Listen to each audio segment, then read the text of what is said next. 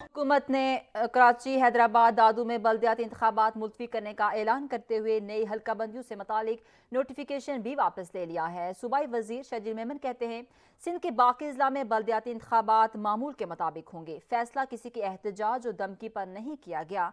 ताहम MQM को हल्काबंदियों पर तहफ़्फ़ुज़ात थे। ये फैसला सिंध काबीना के इजलास के बाद किया गया। हमारे इत्तेहादी हैं वफाकी हुकूमत में मुत्तहिदा कौमी मूवमेंट, उनका एक देरीना मुतालबा था कि उनको डीलिमिटेशन में कुछ एतराज़ात थे, तो उस पर क्योंकि MQM इत्तेहादी भी है और हम चाहते हैं कि जी जो भी इत्तेहादी पार्टीज़ हैं उनके मुतालबात को संजीदा लिया जाए।